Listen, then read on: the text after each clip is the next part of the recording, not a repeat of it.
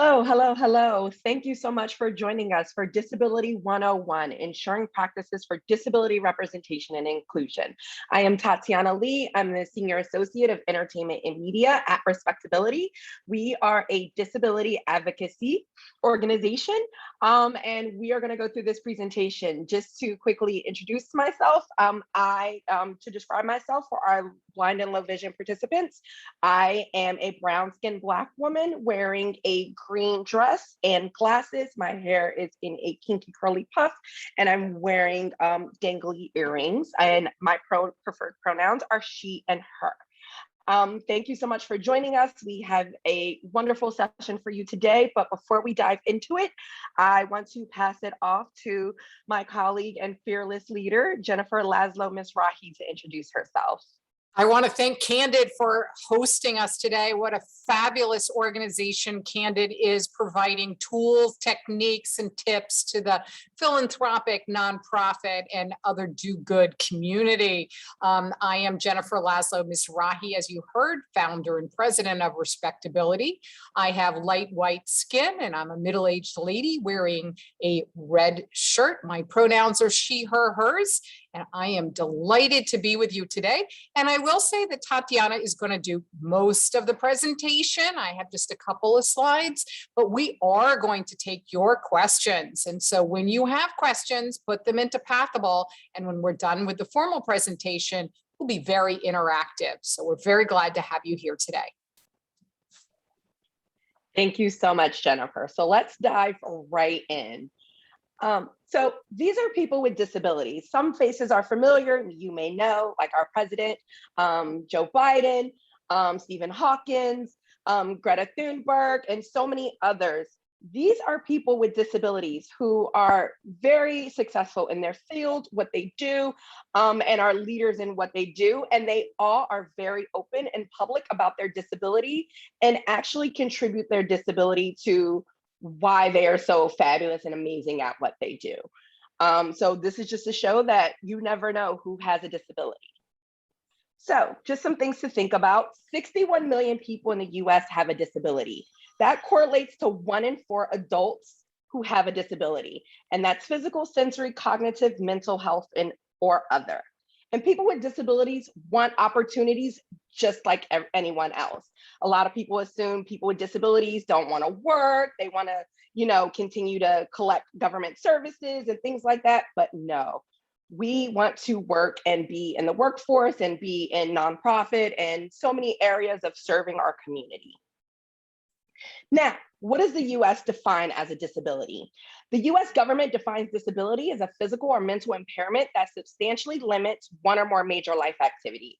And major life activities include such things as caring for oneself, performing manual tasks, walking, seeing, hearing, speaking, breathing, learning, and working. So if you have any of these different things that enable you to not be able to do some of these things well, then that is classified under the US government definition as a disability. And both temporary and permanent disabilities are covered under the Americans with Disabilities Act. And the Americans with Disabilities Act is a law that is put into place to give people with disabilities civil rights and access to employment, education, government services and buildings, etc. And people, like I said, the disabilities are temporary or permanent. You can fall and have an accident and have to be in a wheelchair for a few months or use a walker or crutches for a couple months because you had surgery or something. That's temporary. Or permanent. Some people have a spinal cord injury and you have a permanent disability or acquire something from aging, accident, or illness. And people have visible and non-visible disabilities. I myself, you can't tell right now, I am a wheelchair user. If you were to meet me in person, you would see that I have a very, very visible disability. And then there's people with non-visible disabilities, such as ADHD, dyslexia, anxiety, depression, things like that. And actually, people since the pandemic have reported the #1 disability that is reported and most prevalent is anxiety, which a lot of people don't realize is protected under the Americans with Disabilities Act. And you can acquire a disability from birth, like myself. I was born with my disability. I was born with spina bifida, or you can acquire it later in life from aging, accident, or illness. like I said, aging, accident, or illness. And the disability community is innovative and resilient. I will tell you, most places are not wheelchair accessible, especially housing. So this is an issue that I'm constantly talking about. Most housing is not accessible. So even in my own apartment that I live in, every day I wake up as a wheelchair user, I have to think outside the box within my own apartment just to navigate it as a wheelchair user because it's not fully accessible. So because of that, the disability community is innovative and resilient. And also remember, people with disabilities are diverse and a part of all communities. We intersect into everything, including races, sexual orientation, gender identities, faith, backgrounds, economic status. So you can never talk about any prevalent issues and not include disability in that work you are doing. So these are some stats to think about and how you can do to really shift to make space and include people with disabilities in your work. And after I share these stats, I'll tell you a brief little story that really correlates with this. So only 65% of people with disabilities finish high school. And only 7% of people born with their disability complete college. Now, remember, I said I was born with my disability. I actually consider myself a successful statistic in this because I actually, due to lack of resources in my school, and also being a triple minority of being a disabled Black woman, I had very lack of resources in my high school education. And so since my school could not help me, when I was in 10th grade, they literally told me my best option was to drop out and forced me out of high school education. So I had to be resilient and go study myself, get my GED, just so I could go to college. And then I did not complete college because I also have learning disabilities. I have ADHD, I have dyslexia, and I have dyscalculia. And dyscalculia is a disability that helps you where you don't necessarily comprehend math and distance and certain things like that. It's very numbers related. So I could not accomplish math. I could not finish math, but on my business courses, on my journalism courses, marketing courses, I excelled very well and finished. But when it came to math, it was such a struggle. So due to that, I never completed college. And because of a lot of these barriers that exist, only 1 in 3 people with a disability have a job. I will tell you, even though I had marketing background, I had business management classes, I had all of that done, I could not get a job at a movie theater or grocery store. I actually had people in the movie theater tell me that my wheelchair was going to be a safety hazard and they would not hire me. It wasn't until I, awesome Jennifer discovered me and offered me an opportunity to work at RespectAbility that was ever my very first corporate position in anything. It was because they knew that I had acquired all the skills needed for this role in other ways besides accomplishing having a bachelor's degree. So thinking about ways that you can create more access for people with disabilities. Does that job require them to have a bachelor's degree? Have they acquired the skills that they needed in other ways? And such other things like that. So these are some things to think about to create employment opportunities for folks with disabilities. So we in the disability community have a term that we use, nothing about us without us. You cannot talk about issues that a lot of people work on without including the disability lens in that angle. If you are not considering disability, you are not fully tackling the issue. From things the school to prison pipeline, educational failures, employment rates. People with disabilities are historically excluded from all of these conversations, and we are the most impacted by all of these issues. So you cannot fully solve them without including people with disabilities. So I think this is really, really important. And so many other things. So thinking about that when you're including the work that you're doing, include people with disabilities in the conversations. So you have to make a decision to be inclusive. It does not happen by accident. Decide that you want to be inclusive of people with disabilities in the same way that you do other diversity measures. How many people of color, how many people from the LGBTQ community, et cetera. Also include disability in those metrics that you are using. And also think about the intersections. This is something I advocate for so much because a lot of times when people are thinking about disability, they are thinking about the cisgendered white male. They aren't thinking about disability looks like someone like myself, who is also a Black woman within the work that you are doing, who happens to also live with a disability. So think about those things. And you have to set specific goals and timelines to achieve this. And have a point person that's responsible for ensuring the progress of this. And an inclusion committee where it's their job to keep these things as top of mind. Have we hired any people with disabilities? Do we have people that we're reaching out to involved in the conversation? And reach out to disability experts within the issue. I myself am an expert on representation in media and communications. So I know about media, communications, and representation in all of these areas with the intersection of disability. And have those within all your diversity committees. I always, when we talk to other groups like, LGBTQ groups, remember to think about LGBTQ people with disabilities, and so on and so forth. And another thing to think about, invest in social enterprises that hire people with disabilities. If you don't have the space to onboard someone with a disability just yet, try to find other ways to engage the community. So we did a study and have a report on disability and philanthropy, and Jennifer is going to talk about this, so I'm going to pass it off to Jennifer. Thanks so much, Tatiana. It's always great to learn from you. I really appreciate it so much. This is a study that we did on disability in philanthropy in the nonprofit space. So again, people don't understand sometimes how expansive the definition of disability is. My disabilities are that I have ADHD and I'm dyslexic. And so, for example, if I see the word, the number 18, sometimes I'm not sure, is that 18 or 81?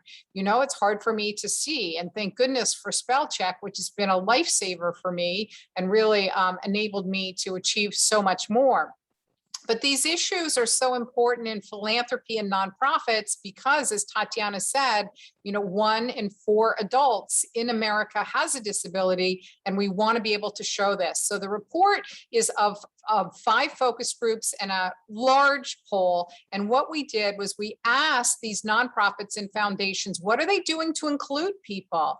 Well, the best news of all of it was that 59% say that their events are being held in accessible locations, meaning that my colleague Tatiana, who's a wheelchair user, could actually go to their event. That is the best of the best, which still means that 40% of events are not even trying to go to like a public library, which is usually accessible, or another place where she can get in, or where there's parking that's accessible for somebody who is a wheelchair user as well.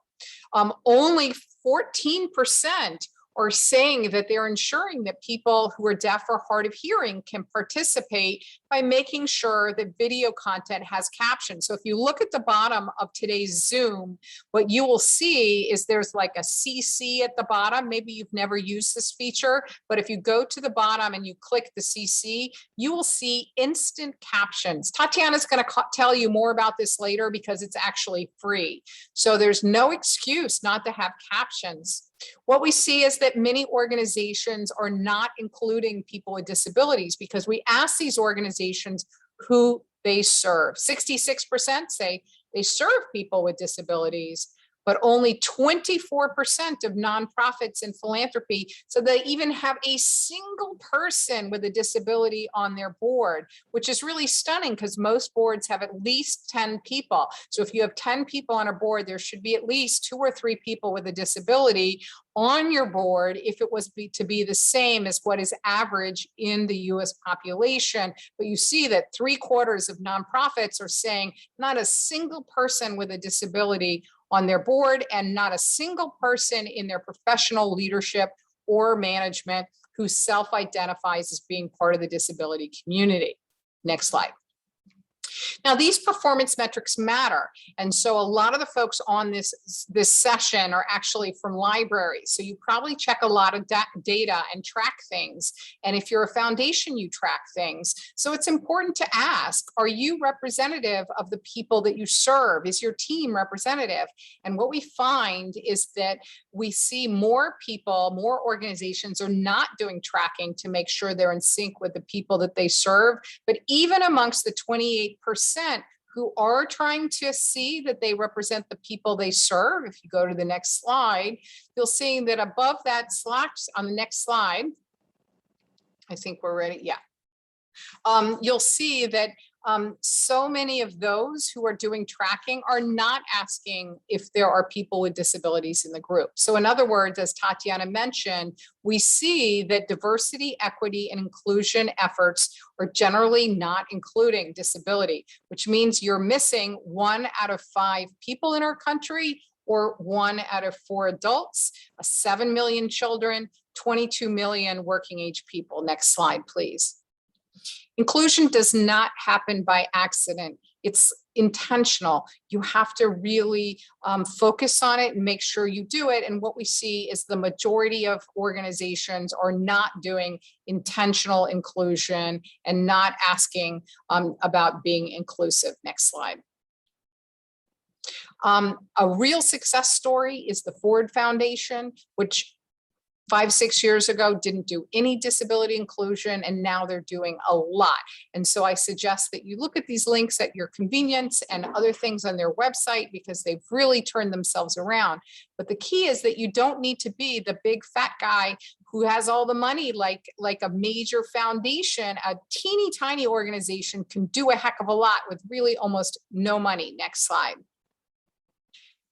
So you need to really ask people intentionally about their policies, their public commitments, their employment issues. Are they requesting accommodations for participants, the accessibility of their office, their programs, their website, their captioning, et cetera, et cetera. So I think at this point, I'm turning it over to my colleague, Tatiana, to take us on from here. Again, we are going to have time for questions at the end, and we hope that you will fire away in the chat when that happens.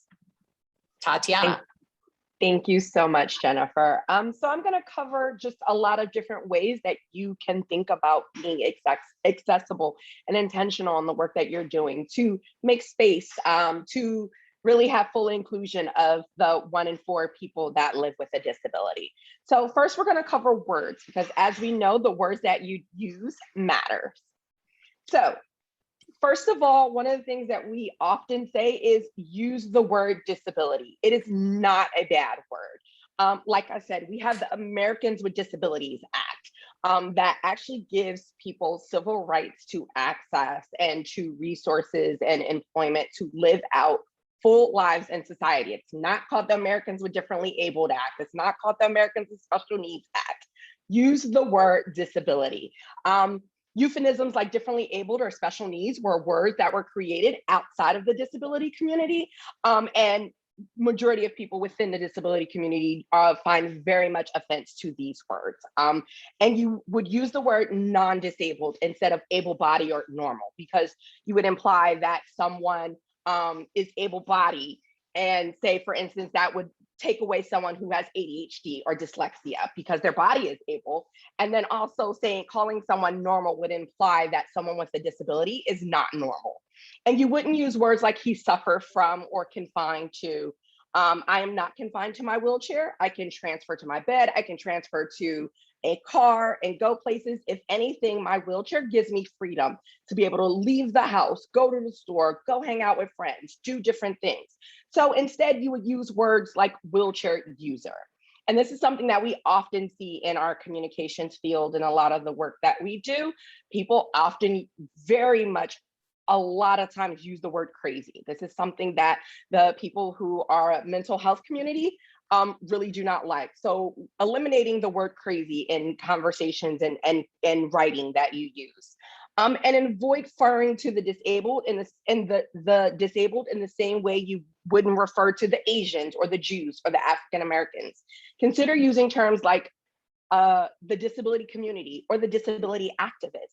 And people with disabilities should not, and I repeat, should not be described as inspirational or courageous just because they have a disability. And I cannot tell you how many times I'm out in public, like just grocery shopping, and people will say, oh my gosh, I'm so inspired by you. I was like, I'm literally going to get bread. Why am I so inspiring to you? Because I happen to need to go get bread. Like, it's not that big of a deal. So don't call people with disabilities inspiring or courageous. And then we have a resource, it's the NCDJ Disability Language Style Guide. This is a great resource that we use often. They update it currently, and it will always have the most current up-to-date language that you can use that's up to date on how to refer to different disabilities, how to describe, how to frame different stories that you are writing about, etc. So it's a really great resource that we at RespectAbility use and reference quite often. And so we're going to talk about people first versus identity first. So if you talk to someone who's a little bit older, you know, older disability movement, they would probably prefer people first language. Example of people first language would be woman with a disability. And then identity first would be, i.e. the disabled woman. I myself use them interchangeably depending on how I feel. Most days I refer to myself as a disabled Black woman. Several US disability groups have always used identity first, specifically the culturally deaf and the autistic rights community.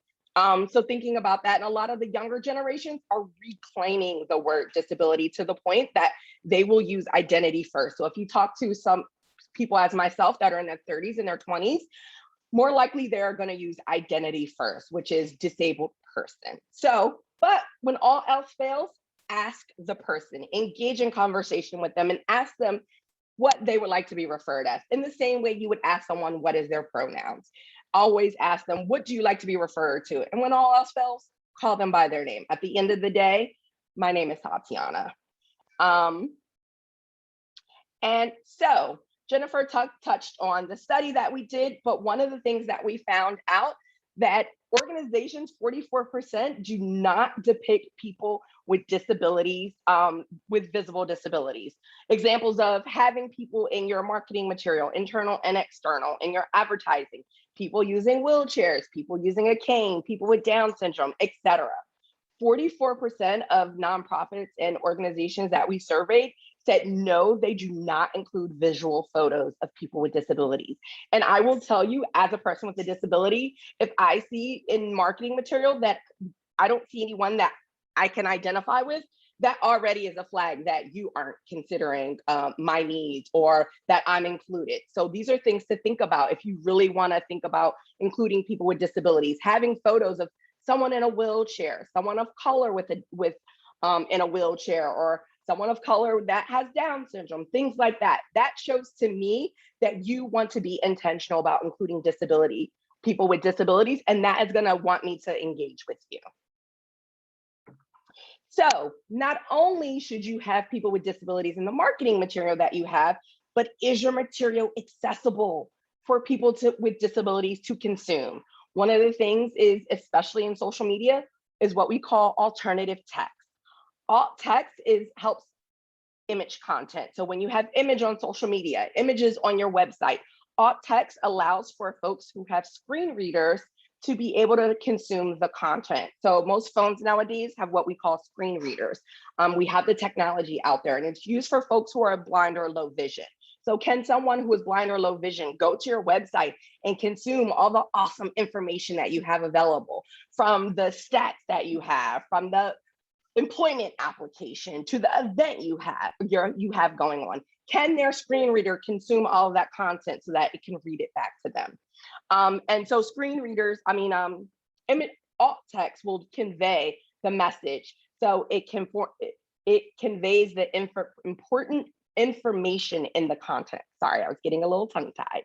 And it helps for visual enhancement. You put up a photo and people want to know, why do you have that photo? So talk about that photo, what it is. Like, for instance, this is a silver car, certain things like that. So those are some things to think about. Important thing to think about, captions. This is so important. 41% of videos are incomprehensible without sound or captions. And 80% of viewers reacted negatively to videos, audio playing with sound.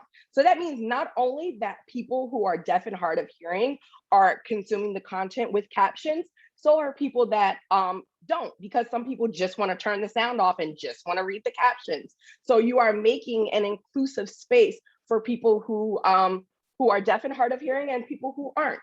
And many social media outlets autoplay videos on silent. So when you have people do those constant loops on YouTube, most of the time they are consuming that without sound. So thinking about having captions on your content. And then for someone like myself who has ADHD, I can hear very well, but I absorb the information so much more when it has captions on. So thinking about that, people who, have learning disabilities or English language learners can understand and consume and understand English a lot more with captions. So thinking about having captions available, especially on social media and other video outlets. And it's important to think about that on all your social media assets. Now, we're going to talk about hiring people with disabilities. We have a webinar that you can watch. So I'm only going to touch on a few bases, but this PowerPoint is available to you. We have an accessible version. So on the platform that you are on, you can click and there's a full accessible PowerPoint for you to have access to. It is screen reader accessible. There's also, you can click on these various links where we dive into a lot more of these webinars to unpack hiring and so many other things.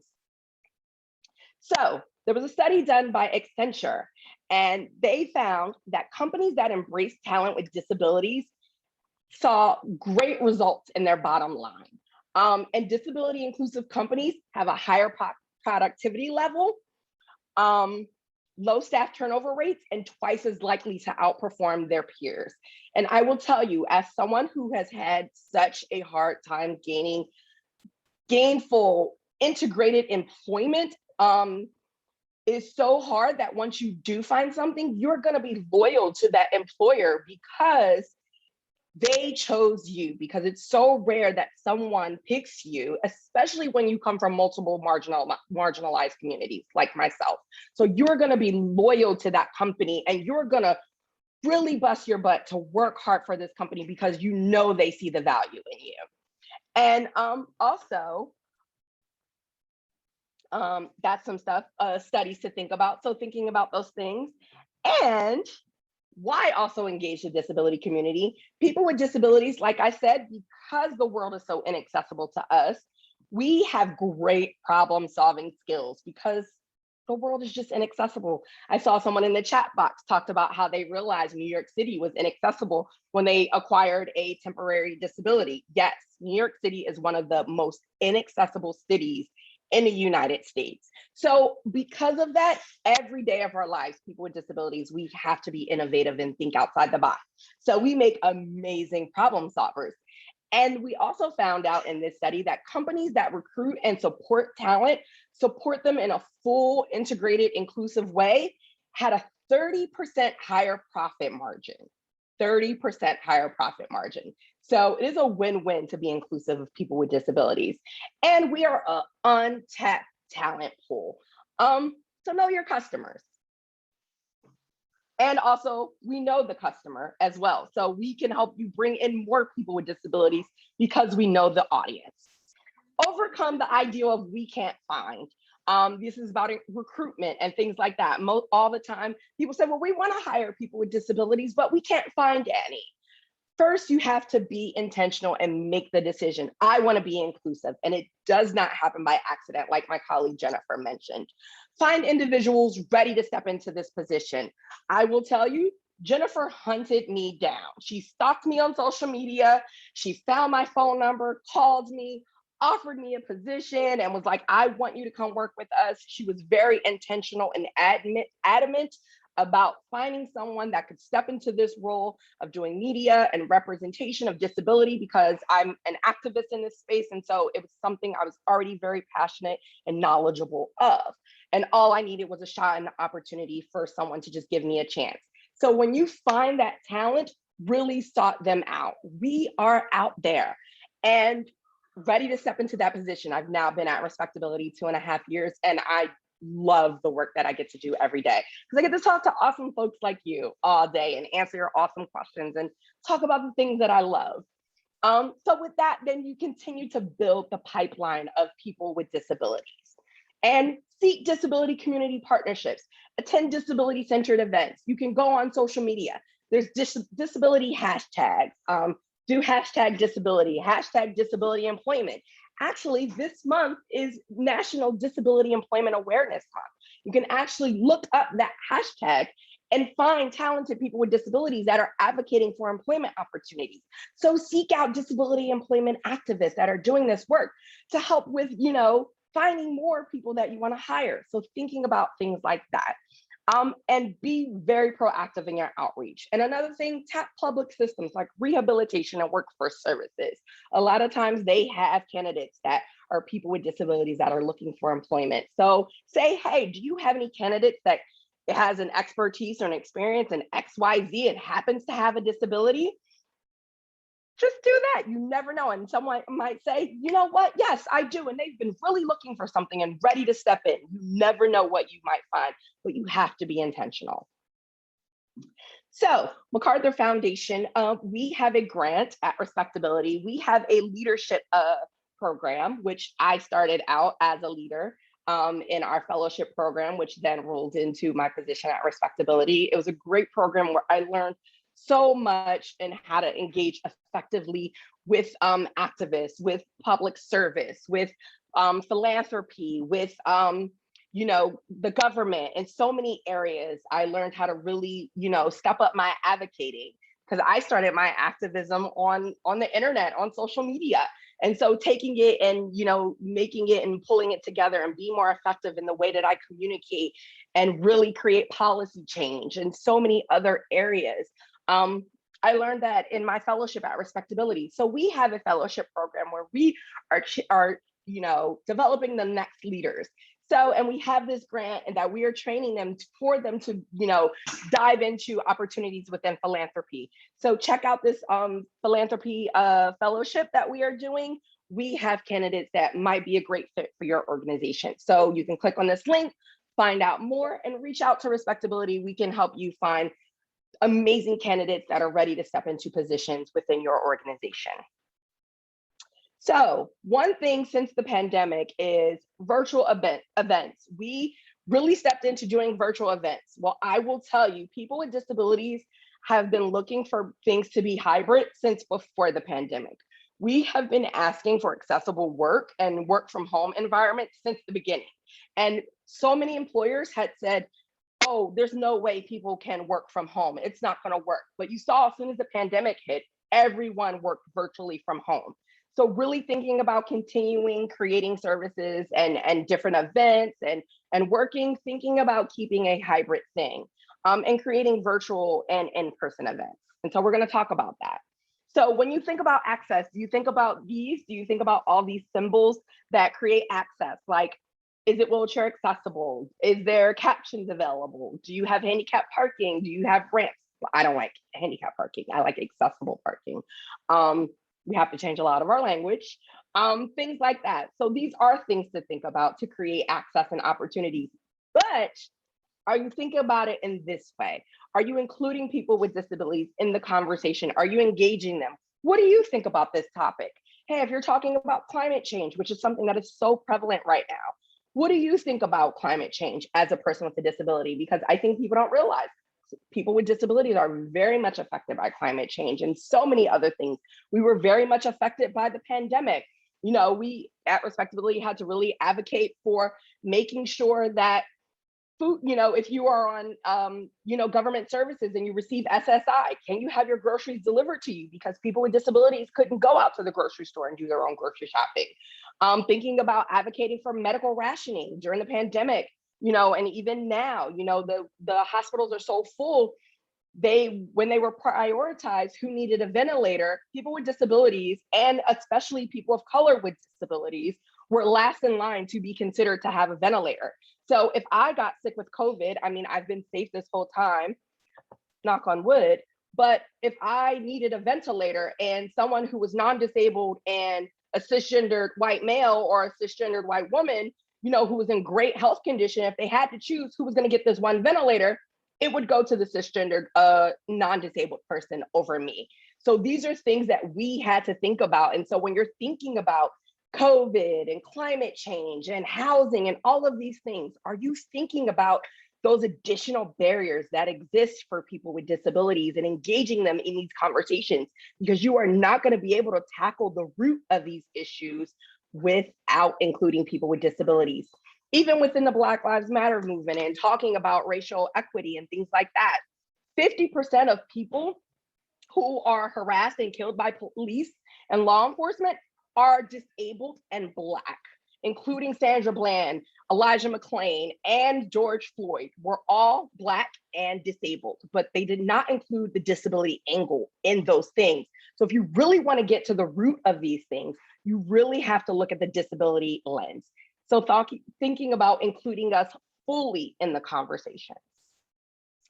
So accessibility is important for all of us. Ensuring accessibility during planning process of events is so important. Don't think about it at the end of, oh my gosh, we have this event and now are we going to be accessible for people with disabilities? And then the next thing you know, you have a place that's in a church. And I don't think people realize it, but most churches are excluded from being accessible to people with disabilities.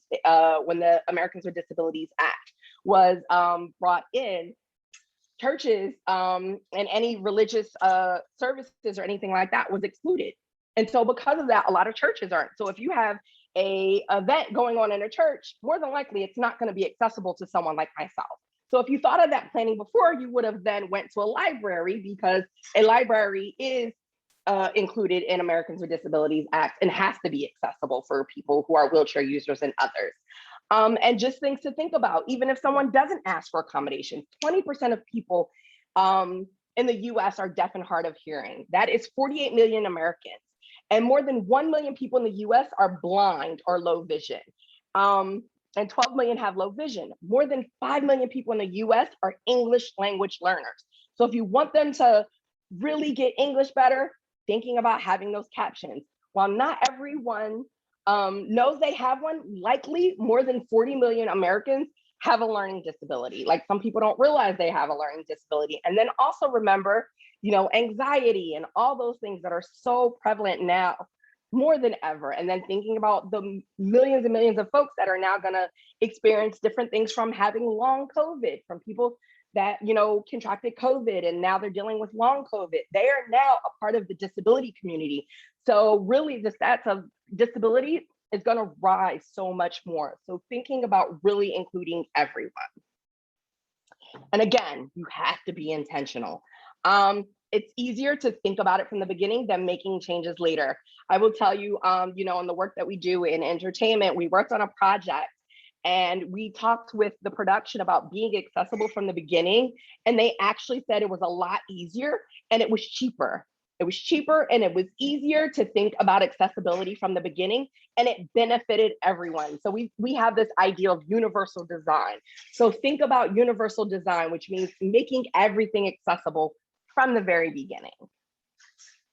Now we have a toolkit that we worked on about ensuring virtual events. They have a lot of different information on how to make things accessible for virtual events. During the pandemic, we had to figure that out. It's been fun to brainstorm and figure out ways to make virtual events fully accessible. I like to feel that our comms team, have mastered making fully accessible networking events and community engagement events, which has been so fun to do since the pandemic. That's one thing, we've brought the disability community together, which has been great. But we have a toolkit on all of these. So you are able to click on these links.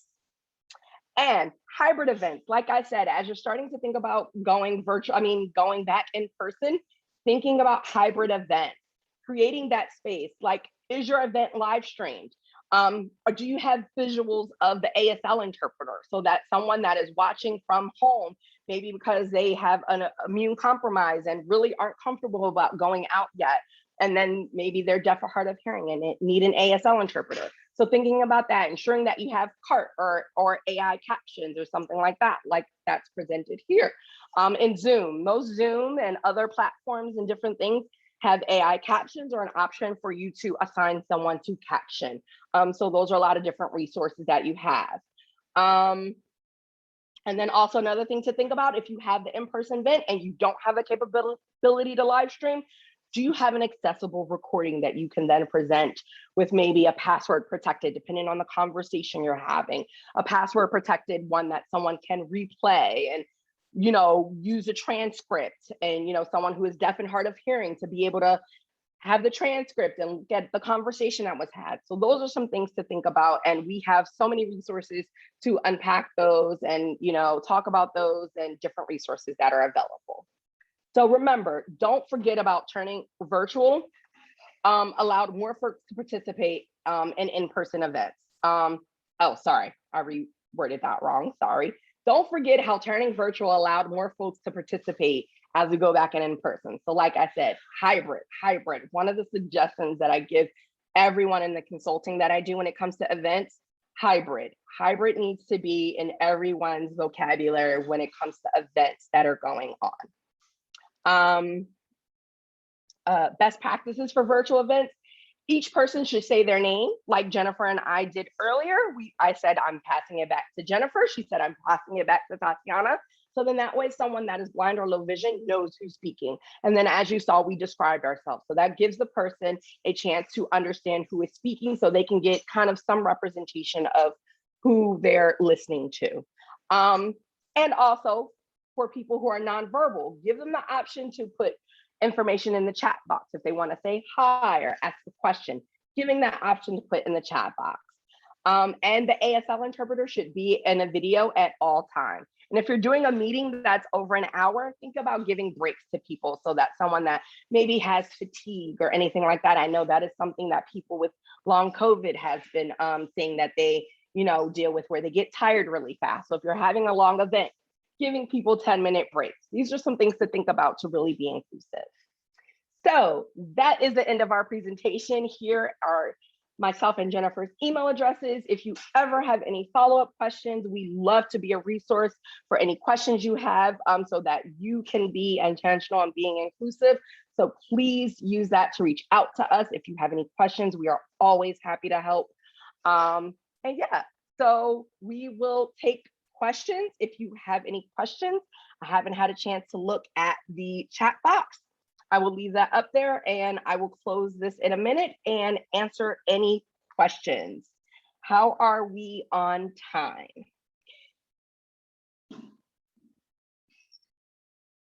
Oh, okay. Here we have some questions. Oh, okay. And Jennifer, I think you're muted. We want to hear you. Okay, we have one question so far.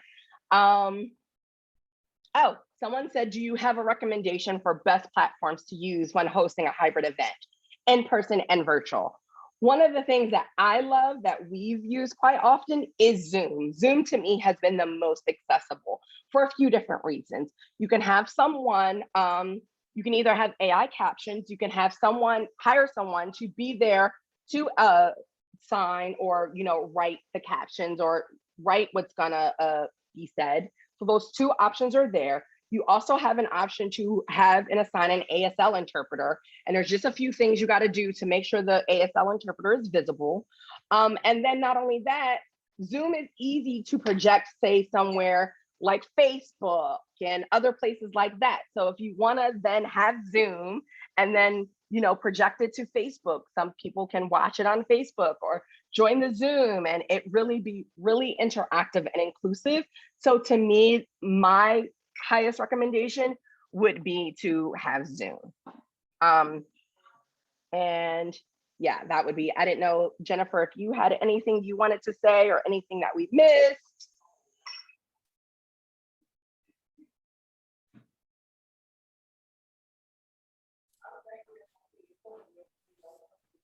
Oh, okay, someone said that they outsource services for ASL interpreter. Yes, sometimes you do have to do 42 to 72 hour advance notice. One of the things, and you will find this in our toolkit, is, on your application or your program, do you need captions or do you need an ASL interpreter? And one of the things that we say is request it in 48 hours in advance.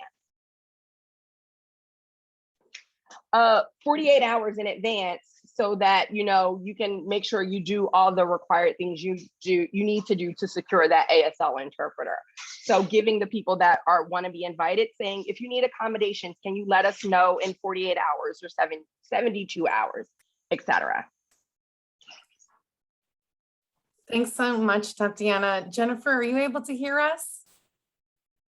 Okay, great. We missed your last comment, but we wanted to thank you both so much for this session. It looks like that's the majority of the questions coming in, but we're so grateful for all of your resources, so we know how to follow up with you if we have more questions. All right. Well, thank you all for coming to this session, and we'll see you at the next session. Don't forget to give them a star rating. I vote for 5 stars, so go ahead and give them a star rating before you leave today. And thank you both again so much for sharing your information and knowledge with us today. Bye, everyone. Thank you.